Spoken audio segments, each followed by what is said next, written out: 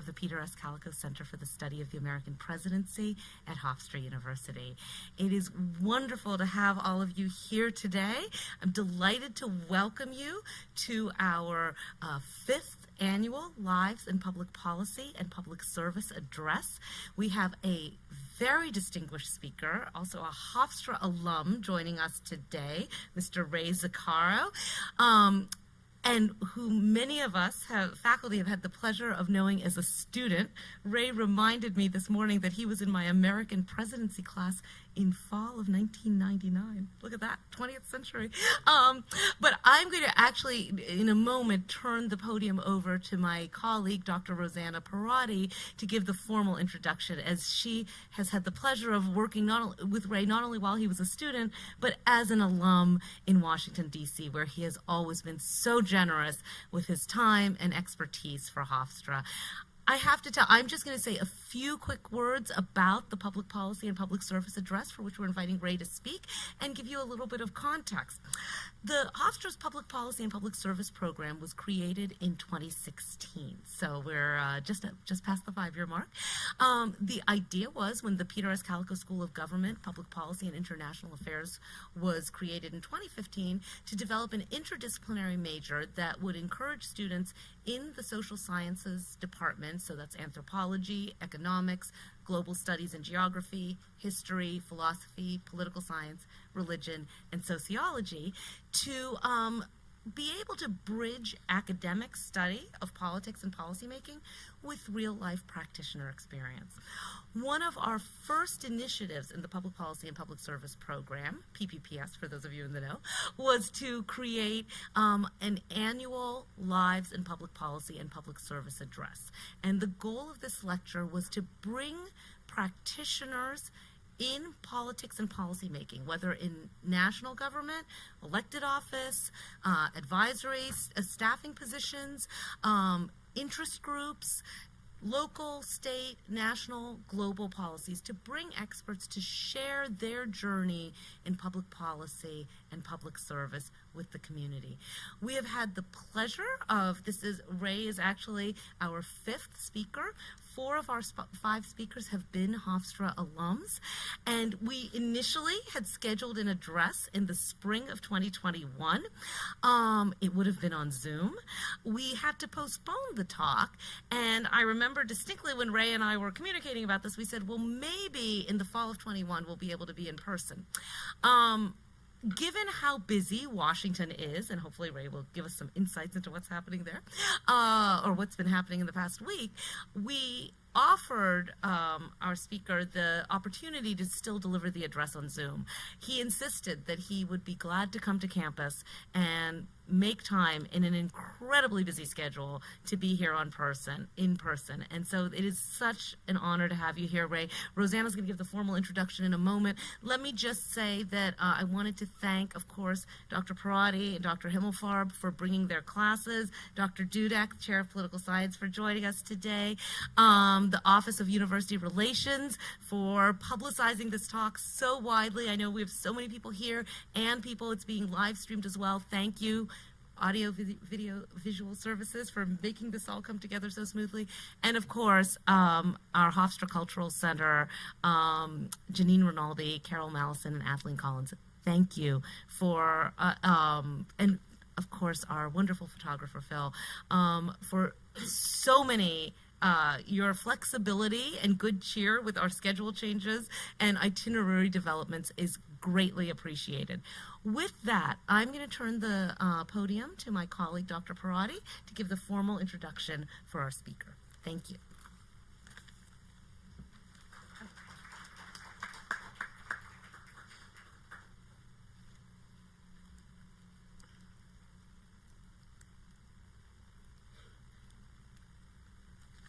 I can't really remember exactly the first time that Ray ZACCARO came into my office. When he was a student, it was probably about 25 years ago. He said that he had transferred up to Hofstra after going to school in D.C., and he became a student in, I don't know, 1, 2, or more of my classes. I can't even remember now. I'm so used to having him as a colleague. It was our good fortune that he transferred up here. The time I do remember vividly was around the same time when he was studying here at Hofstra. My kids and I, and they were aged probably 2 and 4, ran into him at Phelps Lane Park in our mutual hometown of North Babylon. And Ray was toting or schlepping or driving in a pickup a bunch of equipment for a musical. There was a Seymour the Plant costume. There were other accoutrements of Little Shop of Horrors. And my kids were mystified. We ultimately went to see the show. Ray, at that point, was already involved in putting on community theater in our little town. We went on to see such great productions put on by his father, who's in theater, and who might talk about that later, and Ray. We went to see Oklahoma and a number of other things, and Ray and his dad were in large part responsible for my daughters becoming completely enamored, she was the 2-year-old, with musicals and show tunes. She floods the house with them to this day, and she's 25 years old. They helped her to overcome her shyness. So, to me, Ray became one of those people that you think about as brightening the lives of your children, deepening their experience, making them better people. And that's exactly what he's done for our PSC students, our political science students who've traveled to Washington for most of the time he's been serving there. I can't think about our Washington trip without also thinking about Ray huddled with a group of students in a Capitol Hill office, or maybe in a lunchroom that's loud and everybody's kind of crowded together over a table because we can't find any other space. Ray huddled with a group in the hallway, talking passionately about government service. Ray has been communications director in the office of U.S. Senator Jeff Merkley of Oregon since 2014.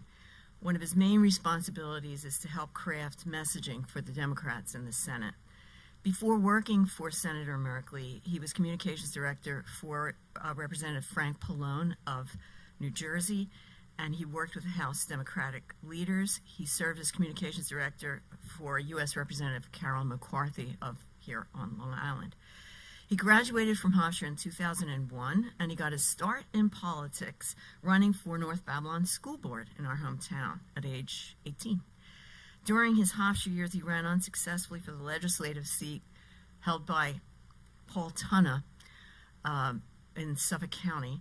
Tunna was then presiding officer of Suffolk County Legislature, and that just gives you some idea of his zest for politics and his moxie. He challenged the most powerful person on the county legislature. I am proud and happy, we are all happy, to share with you this moment with Ray ZACCARO.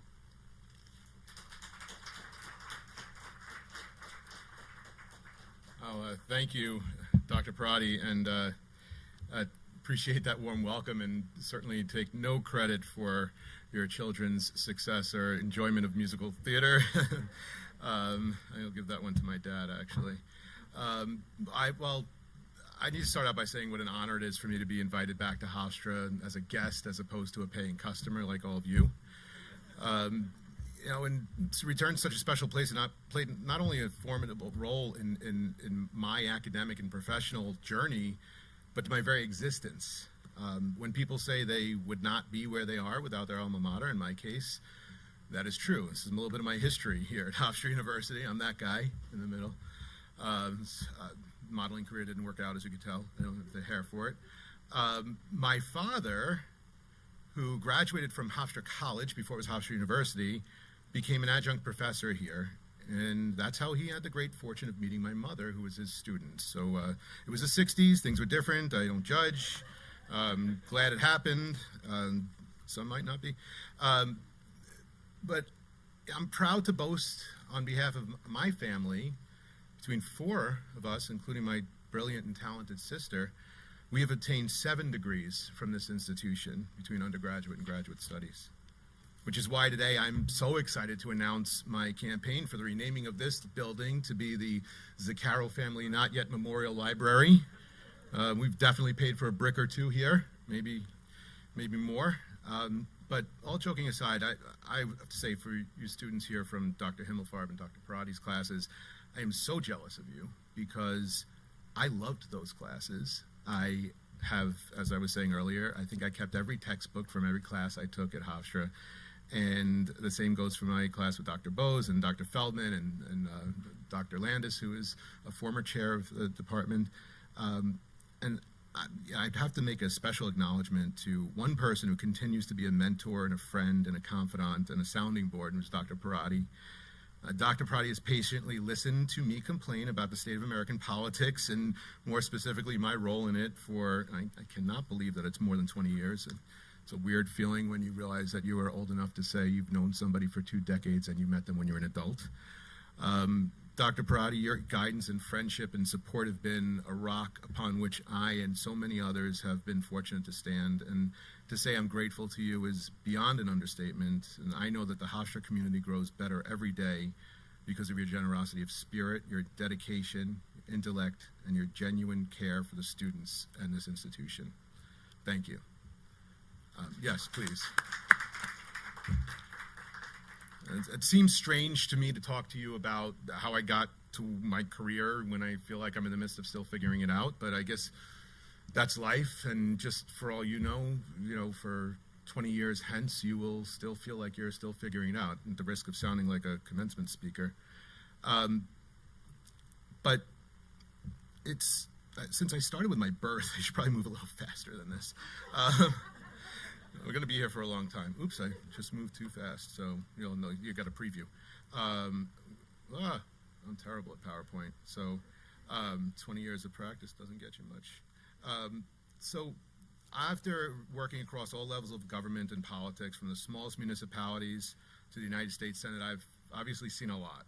I've had the honor of coming to work in the House of Representatives as an intern, and then years later as communications director for several members of Congress. And then I was fortunate to make the long trek across the hall to the Capitol building and to the Senate to work for Senator Merkley from Oregon almost 8 years ago. Senator Merkley, I just want to say a couple of words about him. He is a brilliant, kind, and as we say in Yiddish, mensch. He has the most voracious work ethic of anyone I've ever known, and it has been the honor of my life to work for him. And I'm not just saying that in case he's watching this live stream, and I hope he's not. If he is, I would encourage him to spend time doing something far more important. We have a lot of important things on our agenda right now. But some of the highlights of my time with Senator Merkley include this moment. Senator Merkley held one of the longest speeches in the history of the Senate, 15 hours and 28 minutes. And it was in response to the effort by Senator McConnell to do what I believe to be one of the most significant crimes against the Constitution in American history by blocking the power of a president to fill a Supreme Court nomination, the Supreme Court opening, and also by blocking the Senate from doing its constitutional duty of advisor consent. So this image here is us bringing bagels, as it says, apologizing to the Senate floor staff who we made stay overnight. I had actually been at work for 42 hours straight with only an hour break for a shower at that point. And other moments that stand out to me is leading the opposition to many of Trump administration's troubling policies for Senate Democrats, including the Muslim ban and the DACA reversal. I got to write a primetime speech for him that he delivered at the Democratic National Convention. That was pretty cool. And it was probably one of the most profound experiences of my life, professional or personal, was when he and I jumped on a plane and went down to McAllen, Texas, and were the first 2 people to walk into a child prison where we saw the effects of the Trump administration's policy of family separation to inflict harm and damage on parents and children as a deterrent for leaving their war-torn and gang-riddled countries. And it's hard to ever be the same after witnessing a crime against humanity like that, so it really stands out in my mind. And then, only an hour later, we drove a little bit further to another child prison and almost got arrested together, so that was cool. I actually thought I was going to go to jail, and managed to snap a couple of pictures in the process. And since I interned, and there was two impeachments. That's something to remember for your career. But since I interned for Jerry Nadler when he was on the House Judiciary Committee, in the 90s during the Clinton impeachment, I have the rare distinction of being one of the few people who has played a professional part in 3 presidential impeachments. That is not something to applaud, so I'm glad you held that applause. It's just a matter of timing. As they say, timing's everything. And I've been born in any other period in American history, I would not have had that distinction. But nothing that I had experienced prior was anything on the order of magnitude of what January 6, 2021 was for me. And I'd love to talk more about that later in the Q&A, but to be clear, I was not on the Capitol that day. I was actually here in New York with my family. But I watched live as the doors of our office was ripped off its hinges, the contents of our office destroyed, including personal belongings that were stolen, government assets that were ransacked and just pilloried. It was an emotional experience to witness, and I'd love to talk more about it, and I also have an interesting historic parallel from another era that I think would be instructive for us to understand what exactly happened there. But when a republic like ours becomes susceptible to raging masses, when government ceases to be able to protect the core of democracy, when it seems like we can't do anything, it begs the question, what the hell is going on? Why can't we get anything done? Why does Congress always look like a snake eating its own tail?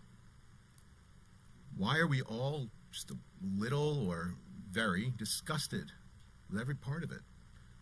I don't have to tell you that things are weird. You're all sitting here in masks.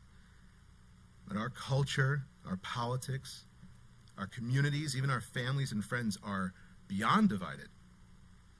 We're living on separate planets and being informed by separate sets of largely contradictory information. And a government that is supposed to be a backstop to prevent the slide away from democratic ideals of our republic, it just seems incapable of functioning altogether, and it's filled with the feckless. The fears of division were at the forefront of the minds of our founding fathers, too, and they were afraid of moments like this. And Thomas Jefferson, this quote, I'll just read it. A schism in our union would be an incredible evil, because near friends falling out never reunite cordially. Whereas all of us, going together, we shall be sure to cure the evils of our new Constitution before they do great harm. Oops, a little late for that. I don't need to go down the road of debunking outlandish conspiracy theories promulgated in the dark corners of the internet on Fox News, or like baby blood drinking lizards who use their satanic rituals to share child pornography in the basement of a pizza place in D.C. that actually has no basement, incidentally. Or that the weather is controlled by a cabal of Jewish bankers who use lasers to make storms. Or, so many other really regrettable and bizarre conspiracies that too many people in our country believe to be true. But so much of the electorate has been pumped up and manipulated and uninformed or really intentionally misinformed. And I'd remiss if I didn't touch on our media landscape too. And since this is what I do for a living and I think about and I talk to and I work with the press, well, the fact is some of what passes as news is anything but. But the idea that by tapping into a gullible, dissatisfied, willing part of society with the use of rhetoric, appealing to the deepest fears and insecurities, is nothing new. The same can be said about the ability to make the fringe the norm. The first and most obvious example that comes to mind is the burning of the Reichstag in Germany, one of the moments that's considered to be a tipping point in World War II. The idea that a political party whose principles and ideology were based on outlandish conspiracy theories and only had a small percentage of representation from the electorate would make those insidious evil ideas the guiding philosophy that would control the nation and give it its wherewithal to march across a continent in an effort to global dominance, that's nothing new. We've seen these patterns repeated over and over and over again. But it's not just our divided culture that's brought us on the march of progress to a halt.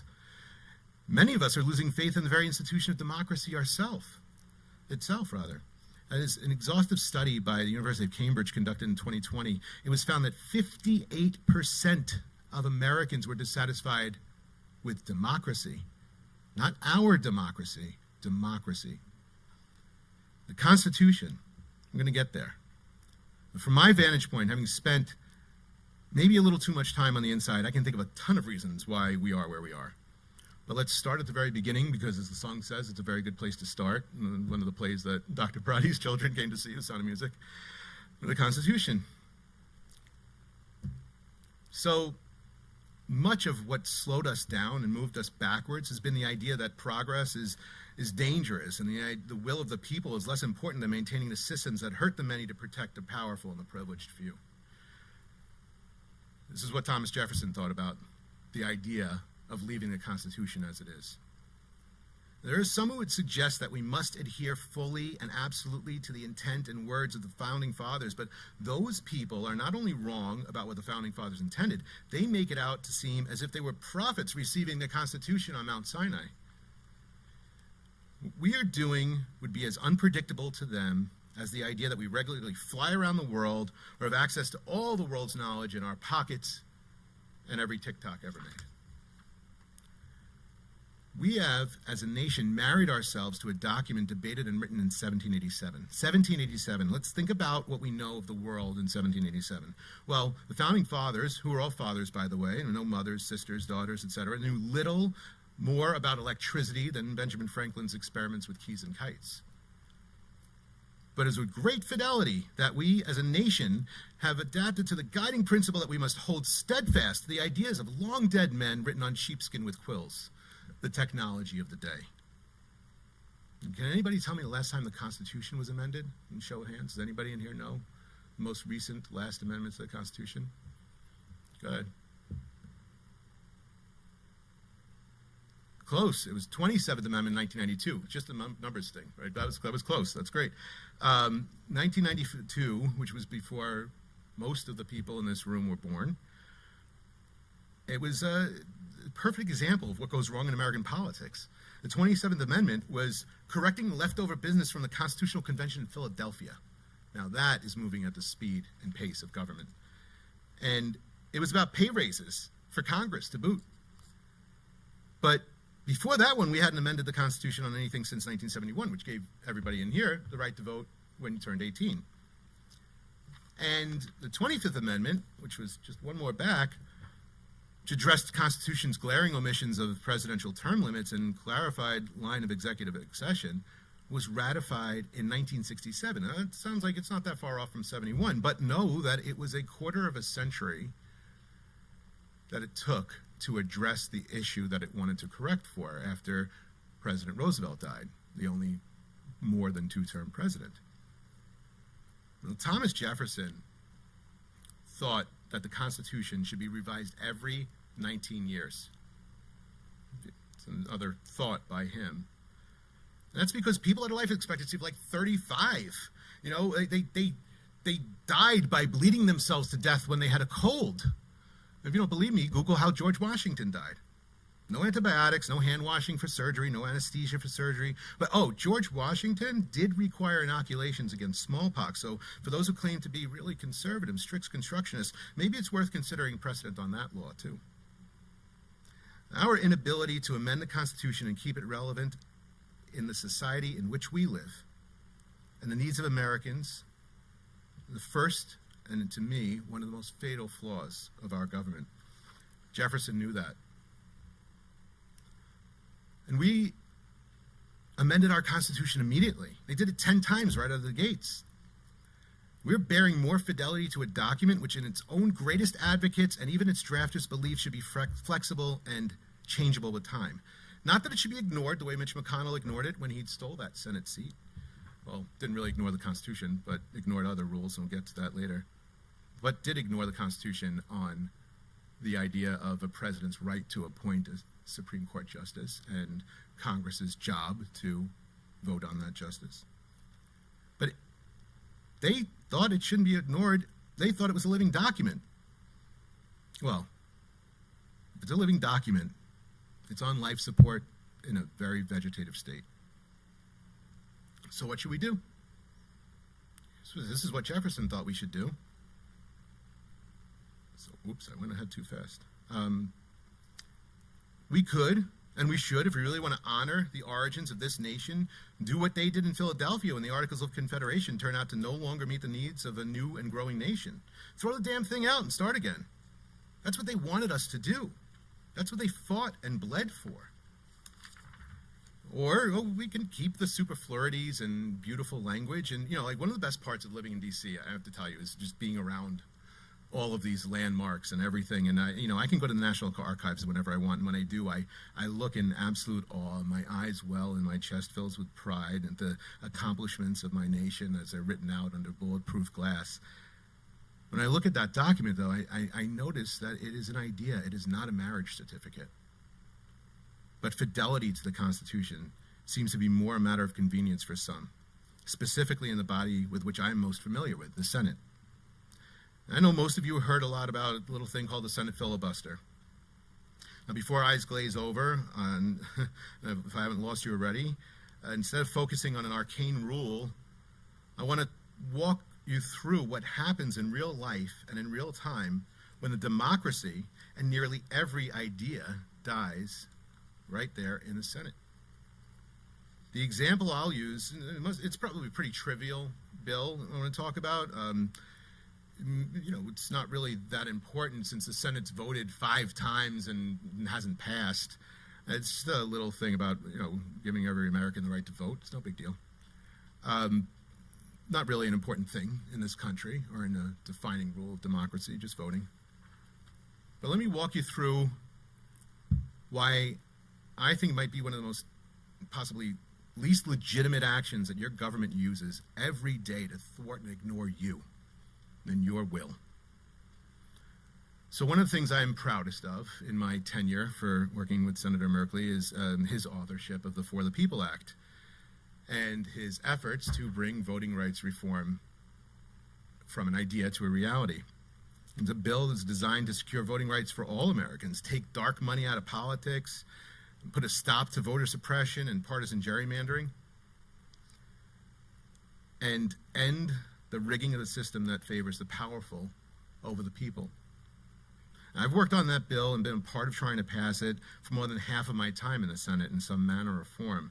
And I believe it to be the single most important initiative before Congress on the single most important issue facing our nation, making sure that all Americans, regardless of who they are, have the ability and right to vote in a system that is designed to enshrine democracy, not debilitate it.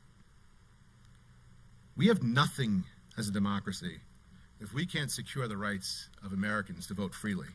And if we're bound to continue in a system that is controlled by whomever contributes the most money to political campaigns, then we definitely can't say our republic is a democracy anymore.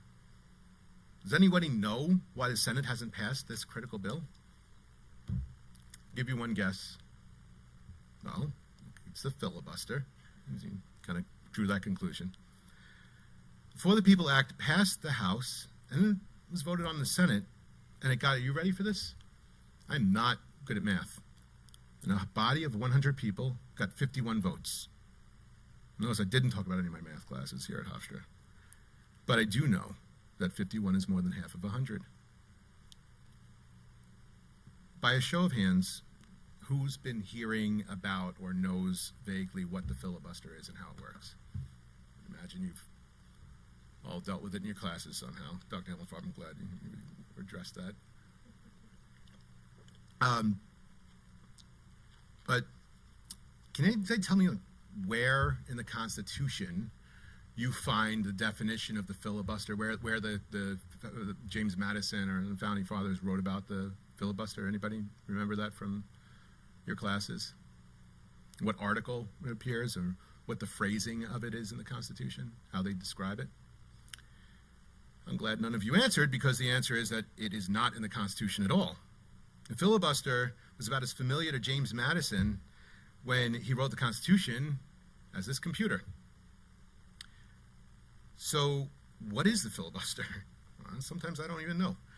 The word filibuster comes from a Dutch word called freebooter, which means pirate. Eventually, the word took on the meaning of someone who would take control as a pirate of the legislature. This is where I was supposed to have a picture of Johnny Depp, and I forgot about it. And it's an act that stops the mission of the Senate to allow one person to block whatever they're working on. The other 99, one person, can stop progress. And the filibuster was a rule, not a constitutional decree, that was adopted by the Senate years after the Constitution was ratified. And it's gone through many versions, but in its current form, it is used to stop the ability of a vote on a bill or a nomination or an amendment by requiring a supermajority of 60 votes to move from talking about a bill, it's a debate, to actually motion to proceed, meaning to vote on the thing. So in the Senate, we debate a bill on the floor, and we have cloture vote. It's called a cloture vote. It's a very strange, funny word, and not a word that we used until 1917 in this form. And then they get to a vote on whether or not this thing's going to pass or fail. So when you see something that's got 54 votes in a body of 100, like the commission to study what happened on January 6th, but it fails, that's why. I've been asked a million times by friends, reporters, family, why haven't we passed voting rights reform? When we see states throughout the nation try for the first time since Jim Crow to limit instead of expand voting rights. And we know this is an incredibly popular issue with the public. Democrat, Republican, Independent, everybody thinks we need some sort of protection for our rights to vote. And the answer is that it only takes one senator to object on ending debate on a bill and moving on to voting it. And the worst part is that they can do this in silence and in secret with no explanation. You heard that right. Any unnamed, unknown senator can secretly block a bill as important as the For the People Act without anyone knowing who did it or why. And then it takes 60 senators, supermajority, to bypass said mystery senator to move forward. You know, the things we deal with in the Senate are high stakes, to say the least. Getting 60 people to agree on anything is a very challenging burden. It's about maybe how many people are in this room. Can we all agree on what we want for lunch? Can you agree on what the future of voting in this country could look like? Well, the guys who wrote the Constitution knew this was a bad idea. And here's one of these slides, are what they thought about the idea of supermajority rule. It gets even better. We didn't have this kind of filibuster idea and a vote to stop debate and all these machinations until 1917. And from 1887, from the drafting of the Constitution, to 1917, this instrument, the filibuster, to stop a vote was used, well, it's a long time, right? How many times do you think? We use it almost every day now. 7 times. 7 times a filibuster was used to kill a bill. And now, I think we sometimes do it 7 times a day. And the majority of its uses until the Civil Rights Act was mostly used as an instrument to uphold the racist policies of this country, uphold Jim Crow, stop further civil rights movements earlier in the process than they eventually were stopped legally. And the secretive method used to filibuster, it's only been around since 1975, and it was an unintended consequence of a rules change. 188 years after the Constitution's written. We can go into the why in the Q&A, but the idea is that next time you're thinking about why things are so screwed up in this country, why we can't do something as fundamental as protecting the right to vote for all Americans, this is why. So that congressional districts can be rigged to keep sending the same hacks back to Congress over and over and over again, so that people who represent the states with changing demographics can stay in office regardless of who they represent, because they can make it impossible for anybody who would vote against them to do so. So that they can get billions of dollars in campaign donations to pay for the kinds of ads and conspiracy machines that rip us apart. So they can keep doing business as usual and never, ever have to give in to a silly little thing like the will of the people. I know it's bad, and it's really hard to work in that environment. So if you were hoping to hear something more inspirational and optimistic today and uplifting, I'm sorry. I will disappoint you, much like almost every professor here who I did have when they saw my papers. But we actually do have hope here. We can fix this. There is a way to right the course. Now, not to get religious here, but when I think about the filibuster and what I'd like to see happen to this version of it, I think about a Bible verse from Genesis. You are made from dust and you shall return to dust. The filibuster in its current form, it just materialized. It's not real, but it has very real consequences. It can go away without taking away the ability of the Senate minority, be they Democrat or Republican, to stand up for their convictions and not get railroaded. Let's start with that part, the standing up part. This is a scene from probably one of my favorite movies of all time. If you've never seen it, Mr. Smith Goes to Washington. If you can tolerate black and white, it's worth it. Much more inspiring than I am. But I don't know about you. This is what I learned when I learned about the filibuster. When I was in my high school government class or American history or at any point in my life when I heard that term for the first time, I was told that a filibuster meant that a senator talked until they couldn't talk anymore and that they could use that speech to convince their colleagues to see things their way. And if they didn't, well, they didn't win, so be it. That's life. That's democracy. Well, that's not the way the filibuster works anymore, but it can. We can bring back the talking filibuster. We can make senators have some skin in the game. You know, when I stayed awake for those 42 hours and working with Senator Merkley as he stood on the floor for 15 hours and 28 minutes with no bathroom break, no food break, couldn't sit down, couldn't stop talking. I really believe that if we were doing something other than just speechifying, and if Mitch McConnell hadn't changed the rules to suit him when it was convenient, then maybe we could have prevented that theft, that great crime against the Constitution of a Supreme Court seat.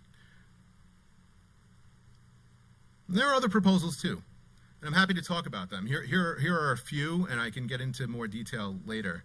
But all of this can go the way of the dinosaurs that it currently protects. The Senate can be restored. We don't have to live like this. We can once again call the Senate the greatest deliberative body on earth if we allow it to deliberate. This must be the charge and cause of our nation, which sounds funny to say the charge and cause of our nation should be a Dutch word that means pirate and sounds funny. But the filibuster it's like a carnival game that's rigged to make it unwinnable under any circumstances. You think you can win, but you can't. Now, I don't know how our democracy can survive if we're going to continue to be more concerned about upholding a 46-year-old scheme than protecting the ideals of a 245-year-old republic. And I'll close with this. A few years ago, at the beginning of the Trump administration, when the new president began spreading a lot of lies on a wide range of topics, the paper of record in the nation's capital, the Washington Post, changed its masthead saying, right underneath its title, to "Democracy Dies in Darkness." And it was a nod to their plan to expose the truth in the face of lies and from the bully pulpit of the presidency itself and from beyond, specifically that president's assault on the First Amendment. You see, democracy is the greatest fear of leaders with something to lose. Money and power. But the Post, as I often have told their reporters and editors on other matters that I disagreed with them, was wrong on this one. Democracy doesn't begin a death spiral in darkness necessarily. Democracy dies on the Senate floor, brought to you live by C-SPAN for everybody to see. Well, nobody watches C-SPAN, so nobody sees it. Democracy dies on cable news when it's slaughtered by bumbling pundits and lazy reporters. Democracy dies online and Fox News. Democracy dies in the hands of its assassins like Tucker Carlson. Democracy dies when legislative rigor mortis prevents us from even amending it, Constitution. Democracy dies when the body is so riddled with the disease of the filibuster that it can no longer function. But democracy has the strongest and most powerful army in human history to protect it. It can save itself if its army shows up, and that's you. You're its army. And you have to take up arms to protect your democracy, and I'm not talking about guns. I'm talking about your arms, your legs, the rest of your bodies when you go vote. Because when in the course of human events, it becomes necessary for one people to dissolve the political bands with which have connected them with another, and to assume among the powers of the earth the separate and equal station to which the laws of nature and nature's God entitle them. A decent respect to the opinions of mankind requires that they should declare their causes and impel that separation. I wish I wrote that, I didn't. We can separate from the oppression and the mishaps and the crimes brought by the filibuster, by our unwillingness to amend the Constitution, by this idea that we should go from American exceptionalism to American acceptance. And we have to, because as Speaker Pelosi likes to say, nothing short of the survival of our republic is at stake. Thank you for having me here today.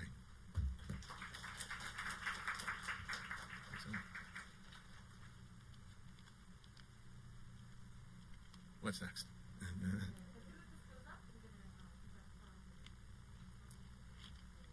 Thank you.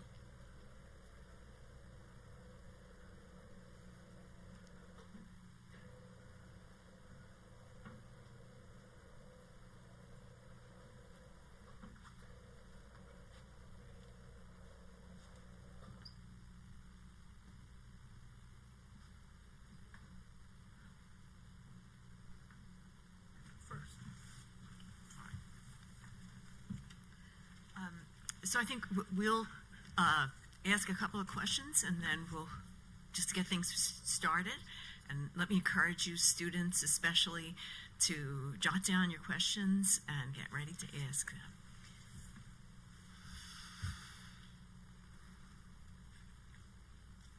them. So Ray, I wanted to just go into a little bit further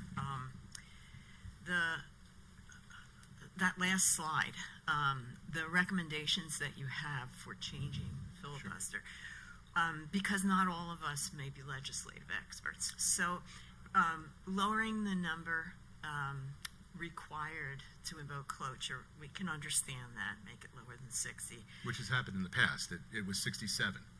And in 1975, they lowered it to 60 to stop some gridlock. But in that process, by an accident, an omission, that created the ability for a senator to secretly hold a filibuster without speaking on the floor, without doing anything other than just sending a message to the cloakroom. Tell us about carve-outs. So carve-outs are an interesting idea, you know, and all the things that are on that slide, I should have kept it up over there. But all of those ideas are just ideas. None of them are concrete proposals right now, but they're ideas that folks from think tanks throughout the nation have come up with. The University of Chicago is working on a project right now to take submissions of ideas of how to reform the filibuster. There's a group called Fix Our Senate that a close friend of mine, Ellie Zupnik, former communications director for Patty Murray, helps with that organization. There are a lot of ideas. The carve-out is when it's a little bit controversial, because what it says is that we should, in matters of something as grave and important as democracy and the right to vote, we should make an exception to the filibuster rule and carve out that democracy the way that we do with budget reconciliation. So you guys have all been hearing about budget reconciliation and this big bill, the Build Back Better bill, and the truth is that budget reconciliation is the result of a carve-out. That says that in the budget process, when it is a matter of finance, and I can get into further detail on that, it's a very confusing topic, and a lot of experts have stumbled explaining that, and I'm sure I will too. But that carve-out idea has happened. So there's precedent. And that's the interesting thing about the Senate and the rules in the Senate is that precedent is everything. And it's the most recent precedent that counts. It's not a previous precedent, because that would be easy. We could just say, you know what, there's precedent for the old rules, let's go back. It's the current and most recent precedent. So carve-out is one idea. Just one other, and then I'll shift to Dr. Himmelfarb. Allowing both sides to offer amendments to bills. Again, those of us who are not legislative experts would ask, isn't that already allowed? No. It is, theoretically, but we have not had an open amendment process in the Senate in a very long time. There's a term we like to call regular order, meaning this is the way things are supposed to work. And one of the proposals that has come up has been the idea of allowing each side, I don't know, this is a round number, let's say 4 or 5 amendments to a bill. Well, if I'm Republicans and this is a Democratic-controlled Senate, whoa, I can amend this bill to maybe modify it in a way that I could get behind voting for it, have some skin in the game on that as well. And if I'm a Democrat and then get everything in the bill I wanted, I can amend it and add it there too. We don't do that anymore in the Senate. We just do not do that. Oh, okay. First of all, thank you for invoking Thomas Jefferson. Okay, he's an extraordinarily important American thinker. He is a man who had all kinds of ideas that are worth serious contemplation. I feel thankful to you because here at Hofstra we've basically canceled Thomas Jefferson. We had a statue of him outside of our student center, and it's no longer there. I remember the statue and to a certain degree my relief of seeing it gone, because as much as I need Thomas Jefferson and I rely on Thomas Jefferson, I think about Thomas Jefferson all the time, I don't do it with ignorance to who he was and what he did as a man. But, we're on Long Island, so I'll quote a famous Long Islander, Walt Whitman, which is, do I contradict myself? Very well, then I contradict myself. I am a large and contain multitudes. And if we're going to accept anything of the Constitution and the Founding Fathers, we need to accept that idea, that they were full of contradictions. I agree. Let me ask you a question about what happened last Tuesday. So last Tuesday we had elections, and it seems as if the country gave a thumbs down to sort of the great progressive agenda in practically every possible way. People gave thumbs down to the wokeism that you're seeing in schools. They gave a thumbs down to defunding the police. They gave a thumbs down to high taxes. And they did it in a whole variety of ways in different parts of the country. I mean, we did it here very profoundly on Long Island, where basically Republicans ran the table in virtually every competitive election. So do you think that the country was basically saying, no, we don't want this great progressive agenda? So I take exception to that idea as a progressive, as somebody who spends their lives promoting a lot of those ideas. I don't think it was necessarily what James Carville said as a rejection of wokeism per se. What I think it was, well, first of all, it was sloppy politics. If you go down by some of those races, I think that in the case of Virginia, which is close to my new home, not my Long Island home, I could tell you that there are myriad reasons why Terry McAuliffe lost that race. Some of them have to do with the candidate himself. But one of the most important reasons why Terry McAuliffe lost that race is because a key feature of that election and the debate around that election became this 3-word phrase, critical race theory. As if in every public school in Virginia, every single student was going to be taught one thing and one thing only, that any heritage that comes from anything other than a prescribed thought is somehow wrong. And that is exactly the opposite of what that idea is. And the idea that parents wouldn't be able to have influence over their children's education. Let me ask you when the last time education actually played a role, like real education policy played a role in an election in this country. real education policy. This isn't real education policy. This is a 3-word phrase that if you take off critical and you take off theory, it makes the election about the word in the middle, race. And at our core, and the principles that have upheld the filibuster until 1975, as I mentioned earlier, there is a lot of racism to discuss in this country. And discussing it in an academic setting is perfectly fine. And critical race theory, by the way, is not something that's ever been taught in a public school ever, ever, ever. It's a legal theory taught in law schools, and only a few law schools, only a handful of law schools. So no, I take exception to the idea that it was progressivism that caused it. If anything, I go back to what I was talking about in the last part of my speech, which is that the filibuster, government dysfunction, dissatisfaction with democracy, dissatisfaction with the idea that we can't do a damn thing well. That goes beyond, that transcends Democrat, Republican, that transcends progressives and conservatives. That is disgusting to voters. It is repellent to voters. It makes them stay home. It makes them throw their hands up.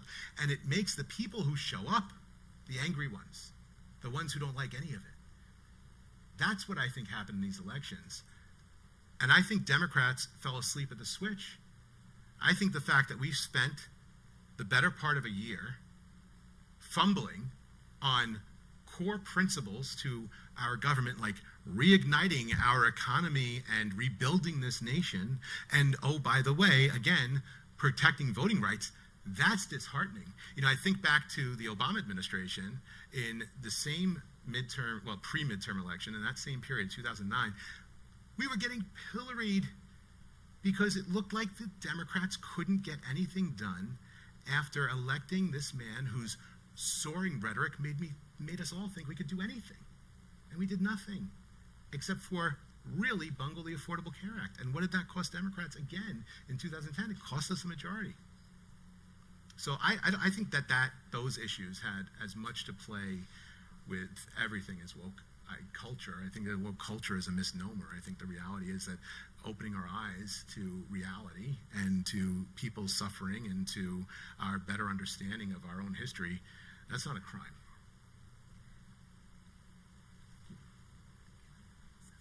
Absolutely. I'd really like to open this up to student questions. And we have plenty of questions that we could continue to answer, but we really want to get to listening to you. Is that Erickson back there? Do you want to come up here, Erickson, or you speak really loud?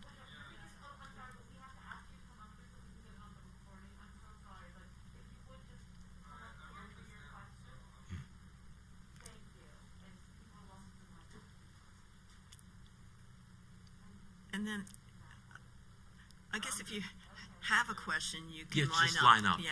By the way, I love your Hofstra gear. You are like totally in theme for today for me. Thank you.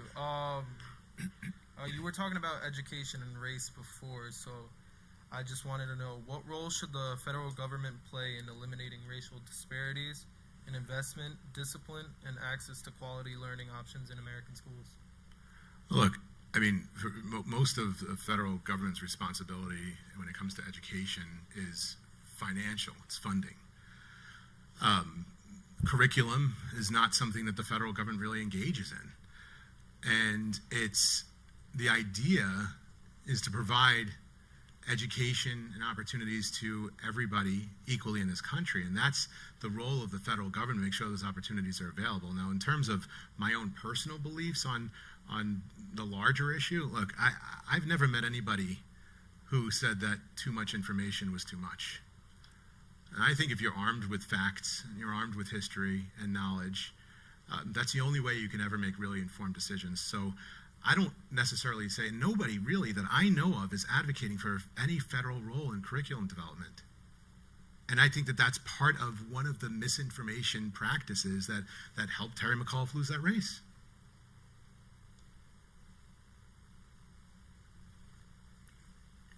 Anybody else have a question?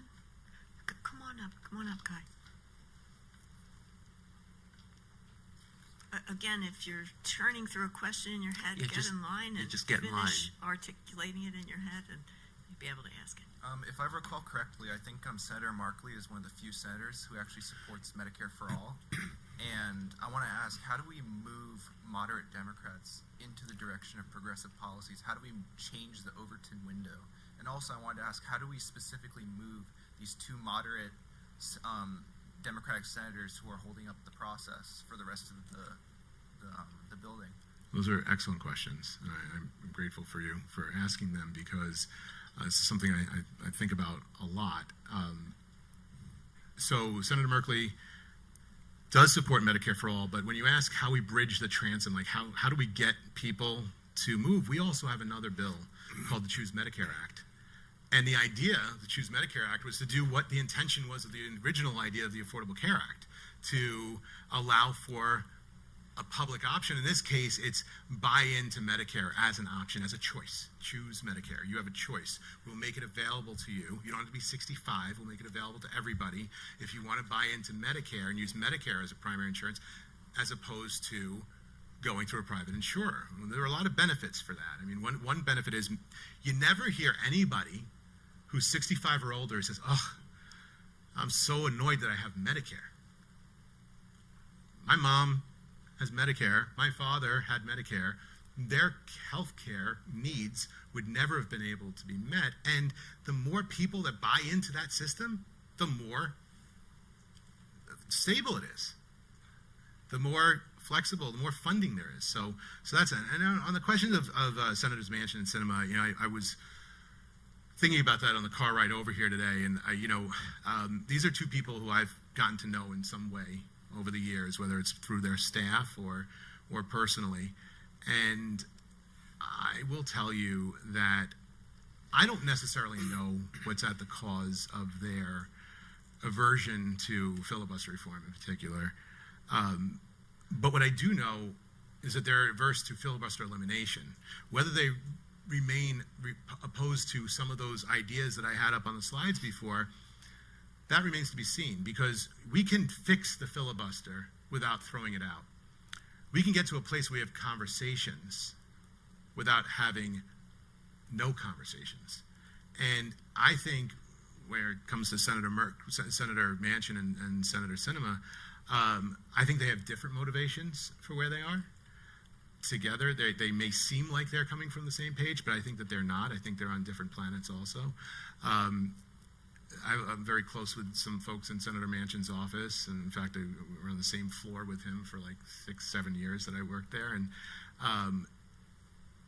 I can tell you that I don't know if Senator Manchin necessarily knows why he is standing up on this, but I do think when we talk about the For the People Act as an example, and we have changed the For the People Act 3 times, made 3 different bills. And then we took another bill. You may have heard of the John Lewis Voting Rights Act. And the John Lewis Voting Rights Bill, this is really funny to me, because really the John Lewis bill didn't really matter as much without the For the People Act, because you needed a lot of the provisions in the For the People Act for John Lewis, and vice versa. There's a kind of a circular system there. But the idea that we changed voting rights reform because we wanted to work with Senator Manchin. You talk about how you bring people together, because he was insistent on the idea that he could bring Republicans to the table, because voting rights are just fundamental to everything that we stand for in this country. And despite 4 different times, and then another time on the John Lewis bill, he wasn't able to get a single Republican, except until John Lewis, he got Lisa Murkowski. So we can try, but when Mitch McConnell gives an order to his caucus that no one is to vote in favor of voting rights, something fundamentally has to change. That's when I talked about the armies of democracy. You got to vote. That's it. That's the only way you silence them. Hi, Ray. Can you hear me? Ray, first of all, thank you so much for providing students this opportunity for the inside view. I'm a member of the Kalikow Advisory Board. And listening to you in part was like a little bit watching a mirror. I started on Capitol Hill as an intern. I worked on the House side. I then went over to the Senate side. And if that's not enough, my former boss, Senator Carl Levin, was also called a mensch. So And worked with us on the Volcker Rule, which is, to me, one of the biggest accomplishments Senator Merkley had in his career, when Senator Levin helped guide that process through to create a firewall between banks and their other purchases. So, well, I'm intrigued by your comments on the filibuster, because I think we come to the same conclusions, but from a different historic perspective. As Senator Levin's legislative director, I wrote letters to the cloakroom placing a hold on a bill, saying I asked for to be specifically notified if such and such bill comes up because I'd like to engage in extended debate. One of those was on the death penalty, when we opposed the death penalty.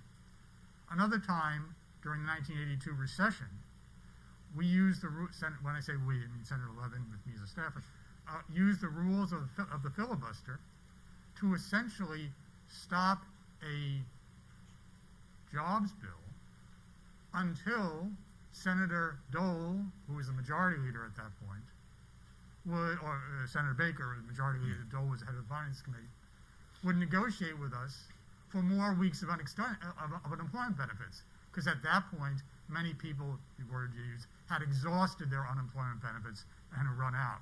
So we essentially used the rule of the filibuster to get leverage over that legislation, forcing them to negotiate with us. So I come from a perspective of having seen certain benefits. On the other hand, Senator Levin's position on the filibuster, which he did not support eliminating it, but was very much in favor of what you call the talking filibuster, which basically would force somebody to come down and debate the bill, and from my perspective, for the smaller bills, ones where somebody like Senator Ron Paul, who I'll be less generous than you can be, is a real flake. I call them other things too. Okay. I think there are some bills that really could not stand the light of day of debate, and those bills would get through. But on other bills, like the voting rights bill, which is one where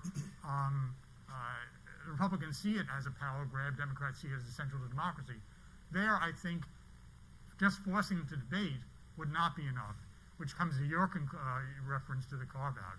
So I guess what I'm saying is, and this is more a question, asking for comment, even somebody who has seen the benefits of the filibuster and has used those on behalf of causes that probably most of the people here would agree with, could come to the conclusion that now, at least in some circumstances, there have to be reforms, whether that be in the form of requiring a talking filibuster or a carve-out on certain issues that are fundamental to the overall function of government. So you raise a very interesting point, and also let me thank you for your work. It's always nice to meet a colleague, and especially somebody who worked for a titan like Carl Levin, somebody I really, truly, truly admired.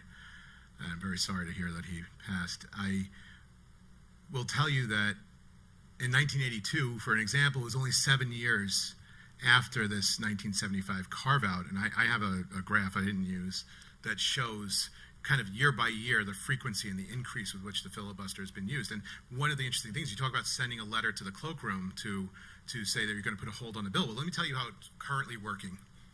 The cloakrooms, the Senate leadership offices, rather, they send out an email saying, these are the votes that are coming. Goes to the legislative directors and chiefs of staff, etc. Anybody got a problem with it? Anybody want to stop it? Going once, going twice, and all you need to do is send an email, and it says, me. And that's how Marco Rubio and Ted Cruz and Rand Paul, and unless they want to claim public credit for it, they don't have to. That's the sickness. That's part of the sickness. The other part of the sickness is exactly the point.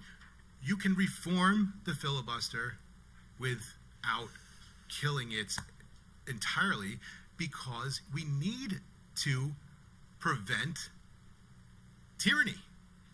And that is tyranny of the minority or tyranny of the majority. And currently we're suffering tyranny of the minority, which is exactly what Hamilton said in that slide that I put up there.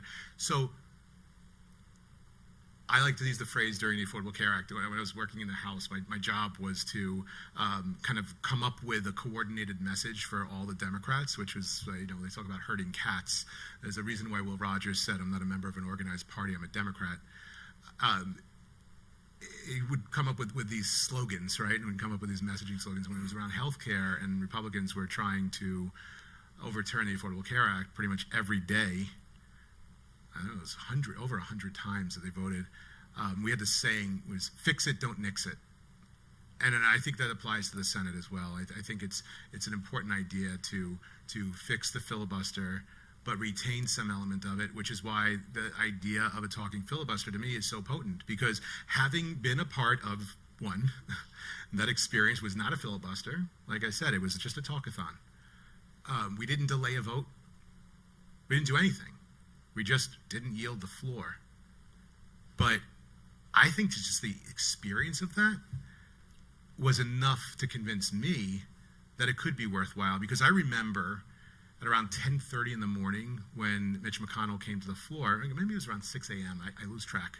Honestly, I really did truthfully fall asleep on C-SPAN sitting in the chair next to my boss while he was speaking. So that's a little port of humiliation, because there is footage of that. But when senators started hearing him as they woke up throughout the day, throughout the morning, some of his colleagues actually came to the floor and joined him, and he was able to yield to them, and they were able to speak and listen. And that's the whole idea of the whole place. And if it doesn't do that anymore, then it's just an anachronism.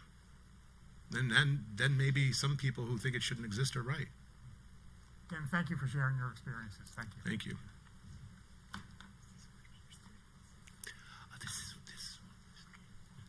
Hi. Hi, first I want to say thank you. I really enjoyed your presentation and how a lot of stuff you touched on. I'm in Professor Himmelfarb's class. And, Lucky you. We also touched on that, so I'd like to see, the relation, actually get it from you. So this is more so, I guess, a question about your journey from the transition from college to, making your way up to Washington, and how you were able to, have your voice be heard, and how you're able to, I guess, get out there, be taken seriously, and, move forward within your career. Because obviously, politicians in the White House, to me, can be a bit intimidating, so it'd be nice to hear how your journey was. Well, if people start taking me seriously, I'll let you know. Until that starts happening, I can tell you, and Dr. Prati knows this story probably better than most people I know. I did not have a straight line, and again, at the risk of sounding like a commencement speaker, like I felt like I was before, which I really don't want to do, I can tell you that, at least in my experience so far, very few people really have a straight line in life, and when they do, it's straight and boring and uninteresting.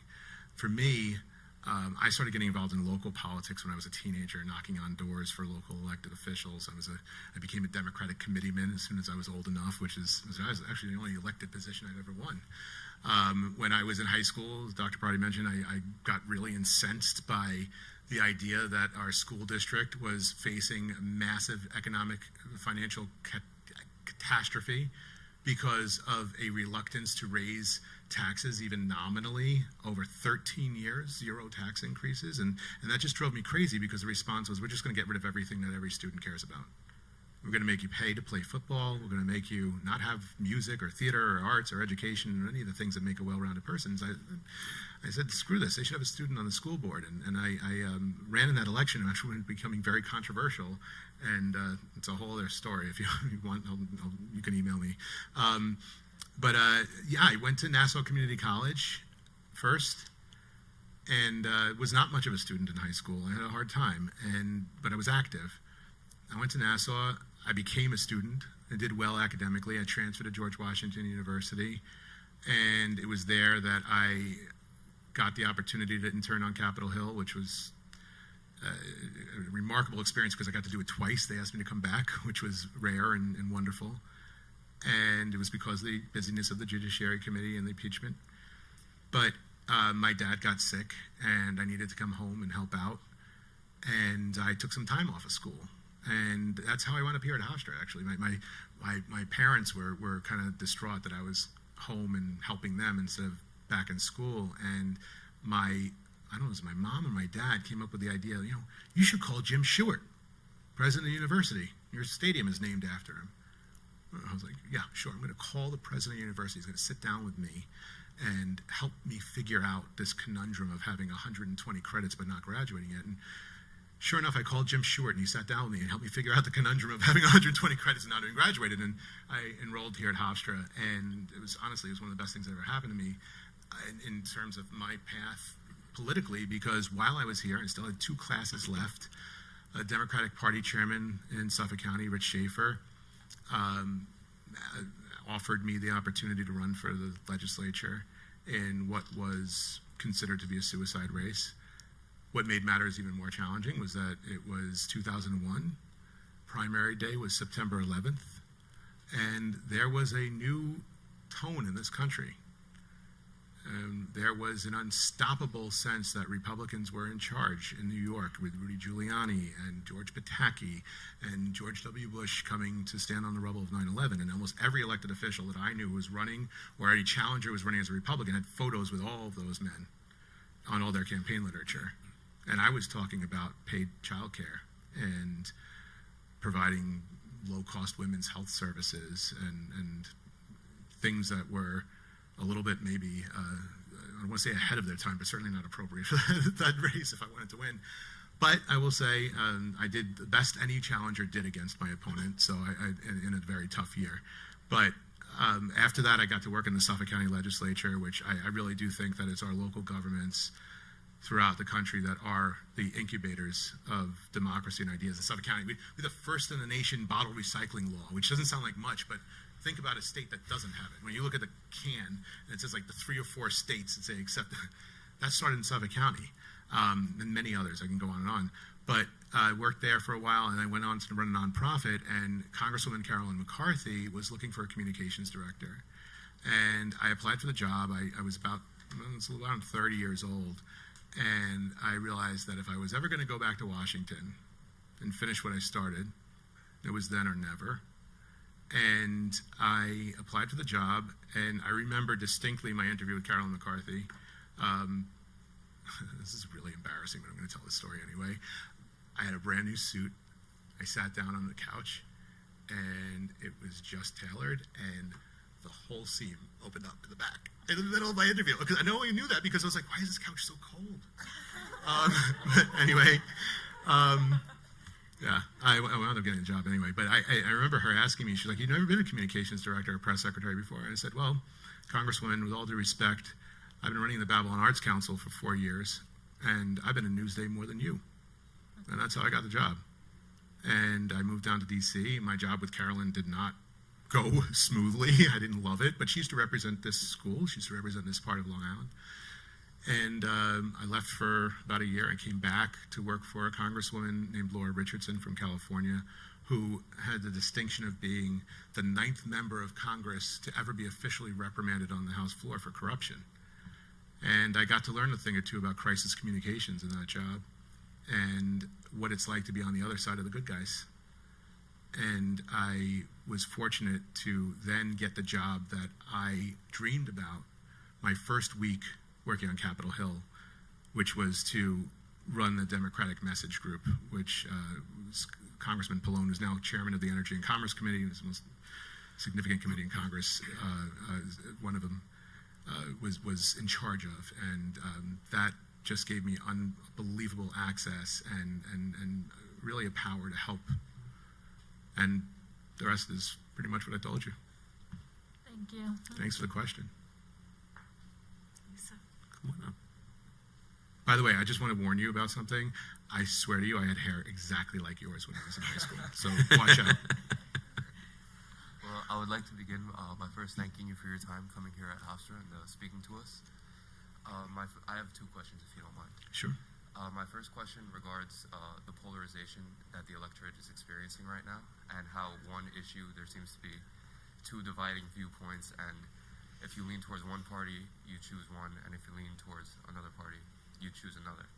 However, I feel like something like the filibuster can be used to kind of unite the electorate, because I feel like this is something that both parties, at least, have some unfavorable viewpoint of. So do you think that filibuster reform can be something that can unite the electorate? You know, it's a very good question, and the truth is I don't know the answer to it because during the primary in 2016, there was and to be in full disclosure, my boss considered running in that race as well, and we did all the trips to New Hampshire and Iowa and South Carolina and Nevada, and honestly, it was one of the most thrilling experiences of my life to even be in that formative idea of running for the presidency, working for somebody running for the presidency in those early stages. But Senator Warren and Senator Merkley and Senator Sanders all had very similar views on it, right? And one of the things that I think has gotten us off topic on the filibuster is that Senator Sanders and Senator Warren did get in the race. Senator Merkley did not. His voice was not a part of that discussion. And Senators Warren and Biden and Sanders were the only ones who really wanted to talk too much about the filibuster, and they used the phrase eliminate. And I think that when you hear something like eliminate, a standard practice of something that you don't even understand, there's something that just turns off in the minds of voters. And there's also something that turns off in the mind of voters when you talk about the idea of some arcane Senate rule. And I think this is the problem that Democrats make that Republicans are so adept at avoiding. When Democrats talk about something, whether it's the filibuster or anything, I'm going to steal this from a scholar, not Shankar Asario, who describes it this way. We talk about issues instead of talking about it like the way we would talk about a box of brownies. If you went into the supermarket and you saw a box of brownies, what's on the front of the box? It's an easy answer. It's a picture of a brownie. You know what's not on the front of the box? Monosodium glutamate, whatever, weird red dye number 5, the ingredients. The box doesn't advertise that inside is just a bag of powder. And that bag of powder does not do anything without your input of eggs and water and oil or whatever else it calls for. Democrats need to stop talking about the ingredients of the filibuster or any other issue and talk about the brownie. Talk about the delivery. Talk about what it is that we're working on. So I don't think it's a matter of parties coming together on and everybody feeling better about the filibuster or Senate rules. I think the fact that anybody ever has to hear about or talk about Senate rules is embarrassing.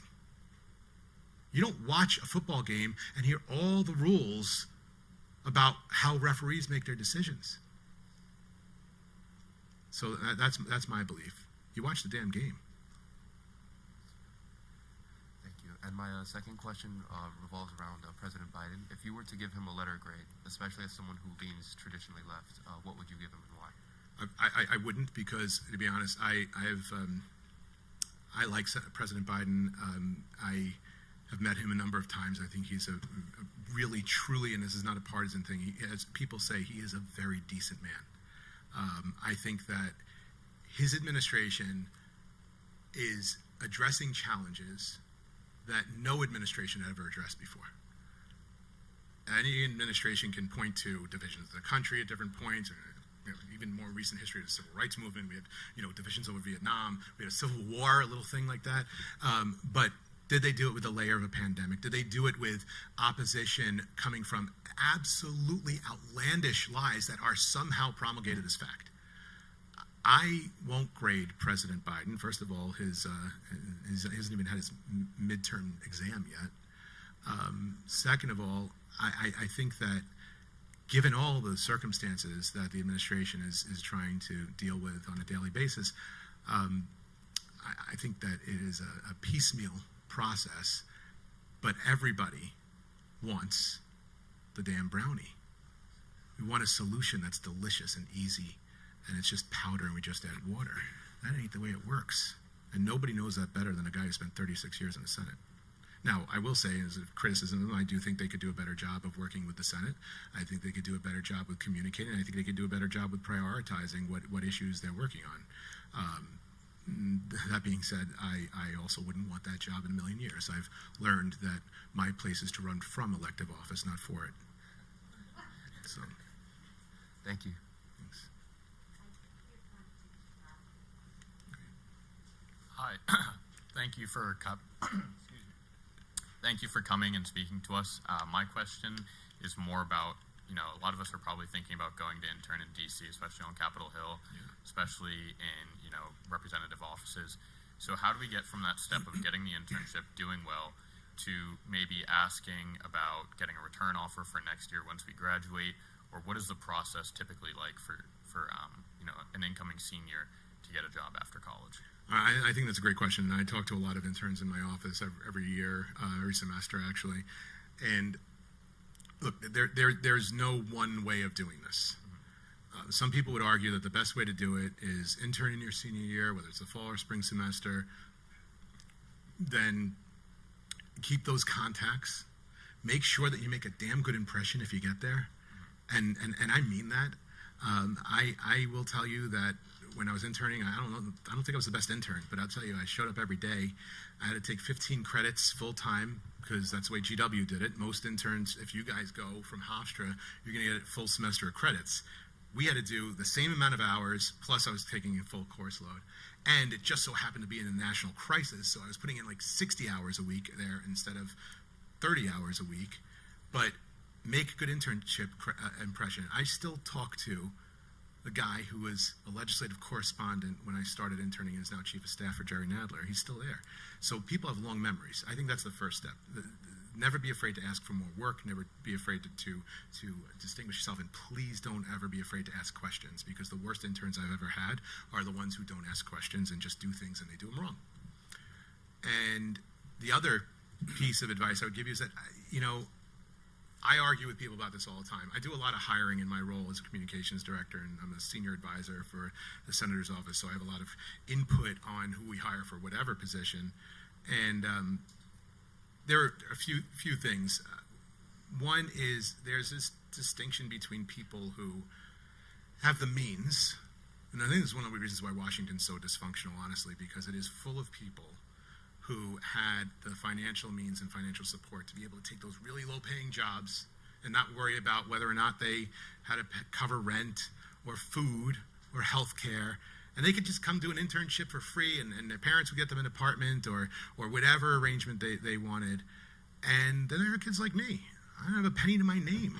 I had nothing. And I will tell you that it is, as my grandfather used to say, you can be rich and you can be poor. Rich is better. My feeling is that, absent that help, I think that it's really important to try where you can.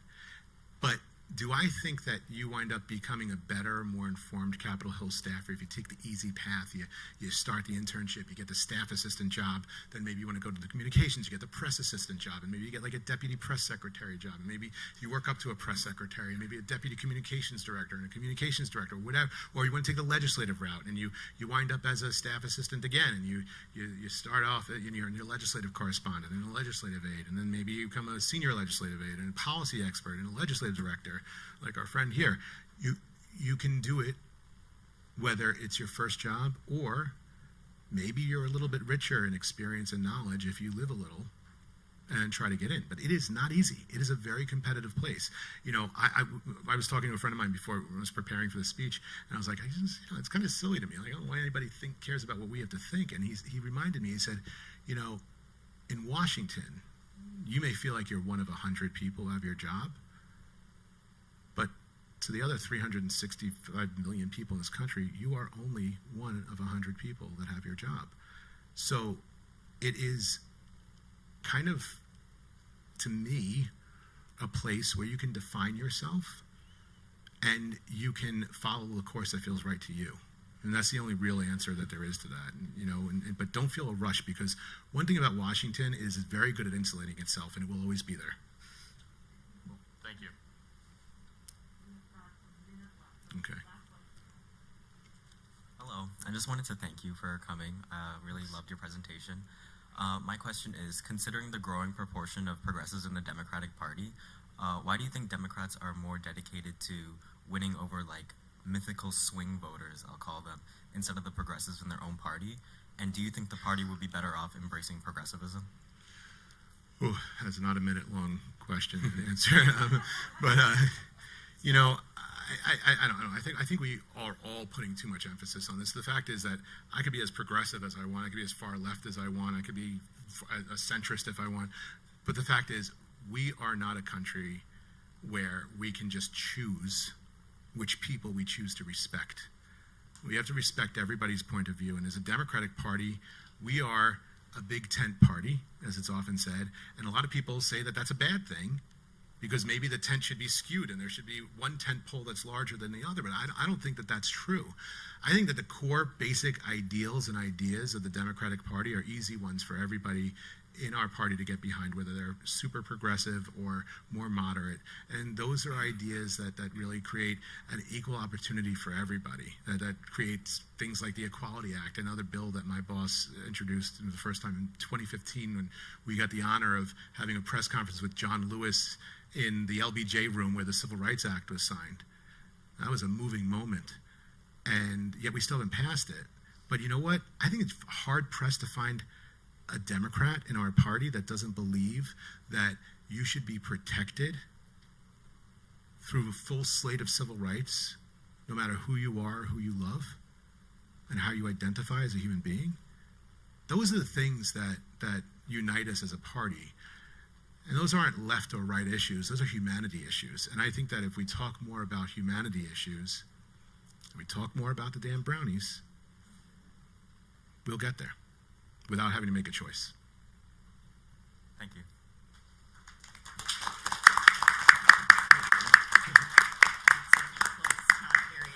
Oh, yeah. You want to say thank you? Thank you to all of you for being here, to members of the class, to people who are not of our classes, to people who are not in our class, and thank you for asking such good questions. Thank you, guys.